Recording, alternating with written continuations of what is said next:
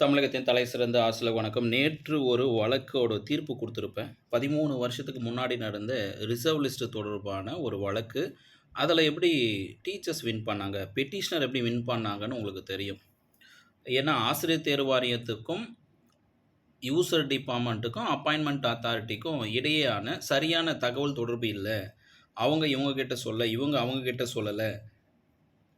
அப்படின்னு காலதாமதத்தை ஏற்படுத்தினால நீதியரசர் என்ன பண்ண, நீங்க காலதாமதம் பண்ணனால கேண்டிடேட்டுக்கு வேலை மறுக்க முடியாது, வேலை கொடுத்தாகணுன்ட்டு. இந்த இடத்துல என்ன நடந்திருக்கு பார்த்தீங்கன்னா, இது வந்து ஒரு ஆர்டிஐ லெட்டர். ஆசிரியர் தேர்வு வாரியத்திலிருந்து ஒரு ஆசிரியர் சகோதரிக்கு வந்திருக்கு, சகோதரருக்கு. இந்த ஆர்டிஐ லெட்டரில் என்ன சொல்லியிருக்காங்க அப்படின்னு பார்த்தீங்கன்னா, கேள்வி வந்து ஆசிரியர் தேர்வு வாரியத்தின் இடைநிலை ஆசிரியர் தெரிவு. இதே தான் எல்லாத்துக்கும் பொருந்தும். இந்த இடைநிலை ஆசிரியர் கேட்குறாங்கன்னா, பட்டதாரி ஆசிரியருக்கும் இதான் பொருந்தும், முதுகலைப்பட ஆசிரியருக்கும் இதான் பொருந்தும். தற்காலிக தெரிவு பட்டியல் ப்ரொவிஷனல் செலெக்ஷன் வெளியிடப்பட்டு, அதனைத் தொடர்ந்து நடவடிக்கை எடுக்கும் பொருட்டு பயன்பாட்டு துறைகளுக்கு தற்காலிக தெரிவு பட்டியல் அனுப்பப்பட்டது. இடைநிலை ஆசிரியர் காத்திருப்பு பட்டியல் இந்த இணையதளத்தின் வெளியிடப்பட்டதுன்னு கேட்குறாங்க. கேண்டிடேட்டோட பணி நாடுன்னு கோரிக்கை மனு. ஓவராலாக என்ன பண்ணியிருக்காங்க, நோட்டிஃபிகேஷன் 1, நோட்டிஃபிகேஷன் 2, நோட்டிஃபிகேஷன் 3ன்னு கொடுத்துட்டு இடைநிலை ஆசிரியர் அந்த தெரிவு பட்டியல் ப்ரொவிஷனல் லிஸ்ட்டு கொடுத்துருக்காங்க. அதுக்கப்புறம் 5ஆவதாக என்ன கொடுத்துருக்காங்க, காத்திருப்பு பட்டியல் சொல்லியிருக்காங்க.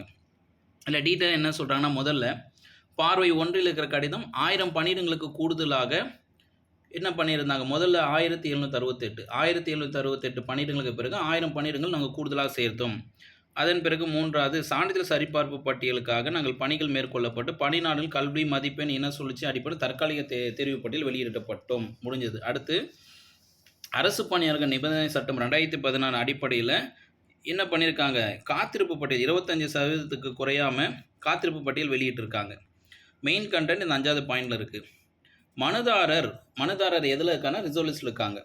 டிஆர்பி வந்து காத்திருப்பு பட்டியலை வந்து ஆப்ரேட் பண்ண முடியாது, காத்திருப்பு பட்டியலை எங்களால் செயல்படுத்த முடியாது, ரிசர்வ் லிஸ்ட் எங்களால் செயல்படுத்த முடியாதுன்றதுக்கு மறுக்கிறாங்க. இந்த இடத்துல காரணம் என்னென்னா, அதுக்கான பவர் அவங்கக்கிட்ட இல்லை. அவங்க கேட்டால் தான் செய்வாங்க, யூசர் டிபார்ட்மெண்ட் கேட்டால் தான் செய்வாங்க, அப்பாயிண்டிங் அத்தாரிட்டி கேட்டால் தான் செய்வாங்கன்றது இந்த இடத்துல தெளிவாக சொல்கிறாங்க. அதனால் ரிசர்வ் லிஸ்ட் வெளியே வந்த பிறகு ஆசிரியர் தேர்வு வாரியம் தானாக முன் வந்து எந்த கேண்டிடேட்டையும் கூப்பிடாது. இது புரிஞ்சவங்க இந்த வீடியோக்கு ஒரு லைக்கை போட்டு உங்கள் தெரிஞ்ச எல்லா டீச்சர்ஸ்க்கும் அனுப்புங்க.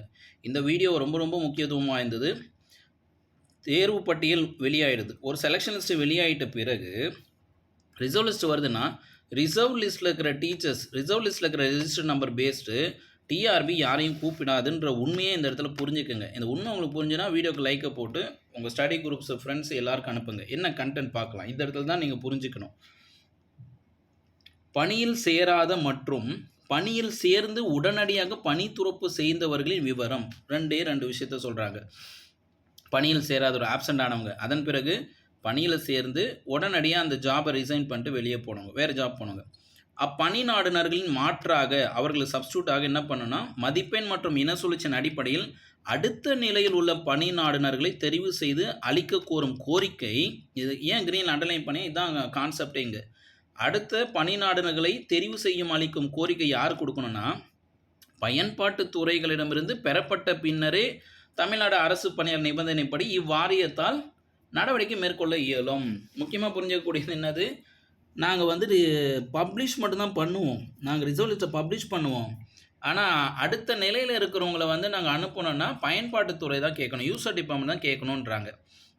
இதில் இடைநிலை ஆசிரியர் தெரிவு செய்யப்பட்ட தெரிவு பட்டியல் அனுப்பப்பட்டு அனைத்து துறைகளிலிருந்து மேற்காணும் பொருள் சார்ந்த தகவல் நாளது வரை கிடைக்கப்பெறவில்லை. அதாவது இது தூய தமிழில் போட்டு பயன்பாட்டுத்துறை நாளது அப்படின்னு சொல்லி இது ஆர்டிஐ வந்தவுடனே நிறைய டீச்சர்ஸ்க்கு புரியல, சிலருக்கு புரிஞ்சிருக்கும். இருந்தாலும் நம்ம தெளிவுபடுத்தலாம். ஆயிஷாவோட வேலையே அதுதானே, மற்றவங்களுக்கு தெளிவுபடுத்துறதுக்காக தானே இந்த ஆயிஷா சேனலை ஓப்பன் பண்ணியிருக்கோம். இப்போ என்ன புரிஞ்சுக்கணுன்னா, டிஆர்பி ரிசர்வ் லிஸ்ட்டு செயல்படுத்தாது, யூசர் டிபார்ட்மெண்ட் கேட்டால் தான் செய்வோம் அப்படின்னு சொல்லியிருக்காங்க. திரும்பவும் கடைசியாக எக்ஸ்பிளைன் பண்ணியிருக்காங்க. ஆசிரியர் தேர்வு வாரியம் பயன்பாட்டு துறைகளினால் கோரப்படும் பணியிடங்களுக்கு தகுதியான பணிநாடுகளை அரசாணைகள் மற்றும் தெரிவு நடைமுறை விதியின்படி தெரிவு செய்து பயன்பாட்டு துறைகளுக்கு தெரிவர் பட்டியலை வழங்கும் பணிகளை மட்டுமே மேற்கொள்கிறது. மொத்தம் முதல் 4 லைன் தான் மீனிங். ஆசிரியர் தேர்வு வாரியத்தோட லிமிட் என்ன அப்படின்னா, ஆசிரியர் தேர்வு வாரியம் பயன்பாட்டு துறைகளும் கோரப்படும் பணியிடங்கள், யூசர் டிமாண்ட் பள்ளிக்கல்வித்துறை, தொடக்கப்பள்ளித்துறை மற்றும் நலத்துறைகள், அந்த துறைகள்லேருந்து எவ்வளோ பணியிடங்களை கேட்குறாங்களோ அதற்கு தகுதியான பணி நாடுனர்கள் கேண்டிடேட்ஸை அரசாணை விதிமுறைப்படி நாங்கள் அவங்க தெரிவு செய்து அவங்களுக்கு லிஸ்ட்டை மட்டும்தான் அனுப்புவோம். தெரிவர் பட்டியல்னு சொல்லியிருக்காங்க. தேர்ந்தெடுக்கப்பட்டவர்கள். தெரிவர் பட்டியல் வழங்கும் பணிகளை மட்டுமே மேற்கொள்கிறது. முடிஞ்சது. கடைசியா என்ன சொல்றாங்க?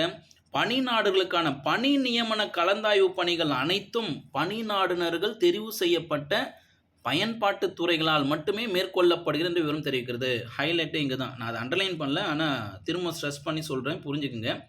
பணி நாடுனர்களுக்கு பணி நியமன கலந்தாய்வு, அப்பாயின்மெண்ட் கவுன்சிலிங். நமக்கு லிஸ்ட்டு வெளியிட்ட பிறகு எல்லா கேண்டிடேட்ஸ்க்கும் பணி நாடுகள் ஆஸ்பிரண்ட்ஸ்க்கெல்லாம் என்ன பண்ணும்? அப்பாயின்மெண்ட் கவுன்சிலிங், பணி நியமன கலந்தாய்வு பணிகள் யார் நடத்தணும் அப்படின்னா, தெரிவு செய்யப்பட்ட பயன்பாட்டு துறைகளால் மட்டுமே மேற்கொள்ளப்படுகிறது. எங்களால் எதுவும் செய்ய முடியாதுன்னு மறுத்துருக்காங்க. இதை வந்து எங்களால் செய்ய முடியாதுன்றதை என்ன பண்ணிக்காங்கன்னா, அவங்க தான் செய்வாங்கன்ட்டாங்க. ரிசர்வ் லிஸ்ட்டை நாங்கள் வந்து கூப்பிட மாட்டோம், ரிசர்வ் லிஸ்ட்டில் இருக்கணும் யாரும் நாங்கள் கூப்பிட மாட்டோம் அப்படின்றத மறைமுகமாக என்ன பண்ணிட்டாங்க, எங்கள் பணி அவங்க கேட்குற பணியிடத்துக்கு ஏற்ற மாதிரி ஆட்களை தேர்ந்தெடுத்து நாங்கள் லிஸ்ட்டு மட்டும்தான் வெளியிடுவோம். அந்த லிஸ்ட்டில் இருக்கிறவங்களுக்கு அப்பாயின்மெண்ட் கொடுக்குறதெல்லாம் யூசர் டிபார்ட்மெண்ட். அதே மாதிரி யூசர் டிபார்ட்மெண்ட்லேருந்து எங்களுக்கு என்ன வரணும்? தகவல் வரணும். என்ன தகவல்? பணியில் சேராதவர்கள் தகவல், பணியில் சேர்ந்து உடனடியாக வெளியே பணித்துறப்பு செய்த தகவல், இதெல்லாம் எங்களுக்கு வந்தால் தான் செய்வோம்னு சொல்லிட்டு இங்கே என்ன சொல்லியிருக்காங்கன்னா, இன்றைய நாள் வரையும் எங்களுக்கு வரலன்னு சொல்லியிருக்காங்க. இன்றைய நாள் வரையும் பார்த்தீங்கன்னா, இந்த லெட்டர் வந்து 29/5/2026 மே மாதம் 29ஆம் டிஆர்பி கிட்டேருந்து கேண்டிடேட் போயிருக்கு. மீண்டும் இது போன்ற ஒரு உண்மையான பதிவோடு சந்திக்கிறேன். இந்த சேனலை சப்ஸ்கிரைப் பண்ணிட்டு மற்றவங்க ஷேர் பண்ணுங்கள். தமிழ்நாட்டில் நம்ம ஆயிஷாவில் மட்டும்தான் இந்த பதிவுகள் கிடைக்கும், வேறு எங்கும் கிடைக்காது என்ற நம்பிக்கை இருந்தால் எல்லாருக்கும் இந்த வீடியோ ஷேர் பண்ணுங்கள். Thank you teachers.